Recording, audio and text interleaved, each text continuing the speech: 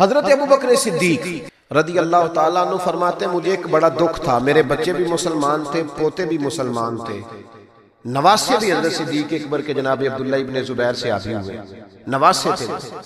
فرماتے ہیں کہ میری ساری نسلیں مسلمان تھی، دل کرتا تھا میرے ابا جی بھی کلمہ پڑھیں۔ ان کا نام تھا ابو قحافہ، وہ کلمہ نہیں پڑھتے تھے اور آنکھوں سے نابینا تھے۔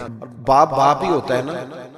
جس دن حضرت ابو بکر صدیق رضی اللہ تعالیٰ عنہ ہجرت کے وقت آئے ہیں نا، تو کہتے ہیں گھر کے اندر ایک چھوٹا سا گڑا بنایا ہوا تھا، ٹویا، اس میں اشرفیاں دینار رکھتے تھے اور اوپر میں کوئی موٹا کپڑا ڈال دیتا تھا۔ فرماتے ہیں جس دن میں نکلنے لگا تو میرے پاس بہت زیادہ پیسے تھے، میں نے سارے نکال لیے اور چھوٹے چھوٹے روڑے ڈال، اوپر میں نے اسی طرح بوریا ڈال دیا اور جناب اسماء سے کہا کہ ابا جی نے پوچھا نا کہ ابو بکر سارے پیسے تو نہیں لے گیا؟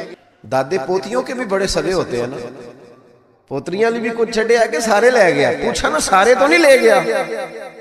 تو تم چپ رہنا، وہ خود اٹھ کے جائیں گے نا تو اوپر ہاتھ لگائیں گے تو ان کو احساس ہوگا پیسے ادھر ہی ہے۔ یہ حکمت ہے۔ اتنا وہ خیال کرتے تھے لیکن کلمہ نہیں پڑھتے تھے۔ حضرت ابو بکر صدیق کہتے ہیں میرا بڑا دل کرتا تھا وہ کلمہ پڑھ۔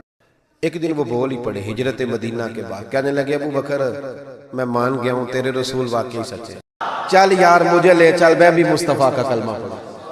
حضرت ابو بکر فرماتے ہیں میری تو عید بن گئی کہ میرا تو گھر بن گیا نا، اب میرے ابا جی بھی وہاں آ گئے جہاں سارا گھرانہ کھڑا تھا۔ کہا کلمہ پڑھنا چلو۔ کہتے میں نے اپنے والد کا ہاتھ پکڑا اور آج جس طرح پکڑا مجھے مزہ آ گیا۔ سنو اور یاد رکھنا، ہمارے لیے تو مشکل ہو گیا ہے، ہم عزت لینے کے قائل ہیں، دینے کے نہیں۔ کہتے ہیں جب میں مسجد نبوی میں حضور کو لے کے آیا، اپنے والد کو لے کے آیا نا حضور کی بارگاہ میں، نبی کریم ممبر پہ بیٹھے تھے، ابھی کلمہ پڑھا نہیں، پڑھنے آئے ہیں۔ کہتے ہیں حضور ممبر پہ بیٹھے تھے، میں اپنے نابینا اور بوڑھے والد کو لے کے آیا، نبی کریم اٹھ کے کھڑے ہو گئے۔ کسی کو عزت دینے سے عزت بڑھتی ہے، کم نہیں ہوتی۔ نبی کریم اٹھ کے کھڑے ہوئے تو حضرت صدیق اکبر عرض کرنے لگے یا رسول اللہ میرے والد کلمہ پڑھنے آئے۔